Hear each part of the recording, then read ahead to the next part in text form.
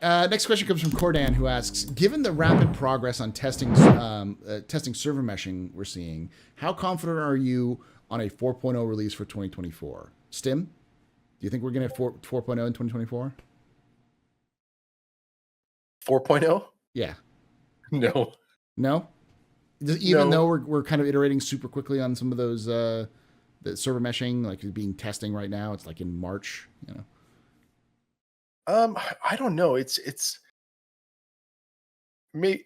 I feel like I've been banging my head up against the locker for so long, Yeah. that and if your head kind of pulls off the locker, it's like it feels weird. It feels different. Like this freedom from pain is just something that I'm not expecting. So I just, at some point, I'm just going to have to start hitting my head against the locker again to get that back. I was habitualized. So I don't know. It could happen. It could happen. It's just, I don't know. We're now calling it 1.0 essentially, right? No. 1.0 is different from 4.0. Let's describe the difference. Do you want to put that through? Well, we don't know, because the reason why we haven't have the progress tracker update is because they're still figuring out what 1.0 is, but we do know what 4.0 is. Okay, so let's define 4.0. Jump points to Pyro. Right. Define 1.0 or define 4.0? 4.0. So if 4.0 is defined as jump points in Pyro, with persistent entity streaming, with server meshing, with all of that stuff too, it's the server meshing part that I'm held up on. I think we could get Pyro this year. I think we could get jump points this year. It's the server meshing. It's coming together. I just worry because we've had so many hiccups, and now we managed to get through it. We managed to get something, but they had to keep going back to the drawing board every time to get what they got to now. So I don't know how big. They've never been this far, though. Oh no, I get it. I get it. By far, and hopefully it means that there's no need to actually have to. I mean, the last times they had to can all the work. Yeah. Right, because it wasn't doing what they wanted, and I think, and what we saw at CitizenCon was really rudimentary. Like only weeks before that, like literally a few weeks before that, had they even discovered the new way of doing it. No, so we're they talking didn't. with No, but you're misunderstanding. They didn't discover. They didn't discover the new way of doing it. They had known exactly how to do it for years now. Ever since they dumped, what was it? The not what I'm blanking on it. Help me out, Paul. Oh, you're talking about before PS. The old database entity graft. No, you have iCache. iCache, yeah. Ever since they dumped iCache, they had known how to do it. It's just taken them this long to actually do it. Yeah, and it was in Evocati, so I can't share anything. But I did take the jump point to Pyro, and from Pyro back to Stanton, and there was a hitch, but it worked. Yeah. And right now they're testing an 800 strong shard of Stanton with how many servers? 5, 6? In defense of Stim. What Stim is saying is that he's once bitten, twice shy. He's been down this road before. He has seen this before, and while it is impressive that they're what we're seeing, he's hesitant to say that they're going to get 100% going to get 4.0 and all their technology is working in the next 6 months. Because while it is March, it's like they want to get this released in summer, and it's like, not once bitten. It's 1,000 times bitten. Yeah, a whole bunch of bites. It was a swarm. Yeah. So I don't know, but not to get too much into the technology side, but from some conversations that I was able to listen in on, it honestly sounded like the technology that was going forward was really just tried out just before CitizenCon. And that's why we got those, those two spaces are put together. It wasn't they would have done a larger demo if they had more. I understand 2 spaces is clearer just to have 2 for passing things through, but I think it was 3 though. Yeah, it was 3. Because it was like an L-shaped thing, so you needed occlusion between. But yes. Right. So between those conversations, I'm just looking at this going, you know what? It's I would love to have it. We've got some very positive experiences in what we're seeing. I don't know what else is missing. And maybe CIG doesn't know what barriers they're going to hit as they go along. And as they do this testing, they're going to find things. So, sometimes the diagnosis, like finding a problem in that process and then diagnosing it and then solving it, that's 90% of the work before the even solving part is, and you don't know what you don't know. So I don't know.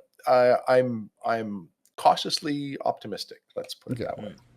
But I will just say that whatever the bare minimum of what CIG has said it constitutes 4.0, which is Pyro, but server meshing just is a minimum of one server handling Stanton and one server handling Pyro, and then having a jump point in between them. They have already in February developed demoed that. Was it in February or was it March? Early March. Early March. It was early March. Early March. But yes. So they have, at least on a smaller scale, a functioning prototype of what constitutes 4.0 in their, like the minimum of 4.0 in what they have announced. 9 months is still a lot of time for them to polish it and get it out, I would say. But I do understand that there are a lot of things that could go wrong as concurrency is ramped up, as a lot more people get into it, but they are also testing this now with 800 strong shards. Yeah, I just worry that you're using the term polish already. Yeah. Polish as in you haven't seen it. It was a turd. Polish. No, you haven't seen it. It was a turd. It was a... It was bad. It's a gray void. It's a gray void. An intestine in space. It's a gray intestine in space is what it was. Yes. It was untextured. It just looked like a... It was like not even version 1. It was like it was somebody took the textures from some demo and then threw it on top of it and then didn't bother even like rendering it properly. They just used the pure basic geometry without any shading, without any textures, without any effects, and that's what they had the jump point tunnel be. But other than a hitch, it worked. It worked. Yeah, that's fantastic. I will say I believe 4.0 is going to make it. By a hitch, I just mean a stall in frame rate for about a quarter of a second. Also slamming into other ships. But I mean that's a completely different. Yeah. that was crash issues. Citizen. Yeah. And that is just Star Citizen. Well, Quantum was like that too for a while. You just when you get out of Quantum, you just straight into other ships as they come out. But yeah, so I will say that I think that I am like 95% sure we will get 4.0 this year. Not because it's like somehow CIG is ahead of the game or anything. I just think that CIG is at the point where they need to push 4.0 to get it done. And if they get minimum viable product of 4.0, they'll push it. I also think that CIG, the tech team right now, is currently... It feels like they're not really... They were surprised at how well this the test did with the jump points and everything, because the original test didn't even have the jump points. It was just Pyro and Stanton running at the same time into a single that was like late February too. It was like unjump pointed mesh. So like there's 2 servers connected to one back-end server. And it seems like they were expecting it to have a lot more problems than it did, which is why they immediately went, let's throw a jump point in there and see what happens. That's why, because it's obvious that they just don't have the final assets, and there was just a last-minute decision of just like, let's go, let's do it, let's see what happens. One thing that it was also missing that I realized I forgot to mention is that it just seemed like they took your coordinates in Stanton and just transpose them to your coordinates in Pyro. Yeah. So you popped out on completely the other side of the system where the jump point was. Yeah. Yeah. But all that means is, as you're in the tunnel, they need to teleport you from one side of the system to another, and that kind of should work. Thinking. It's just increase the duration of time you're in the tunnel if you need to take if streaming stuff out and streaming stuff in and then teleporting you from one location to another, it takes longer. It's beyond the initial steps is what it is. And that's, I think that's what's really encouraging, is that it's beyond the initial steps, and the tech team is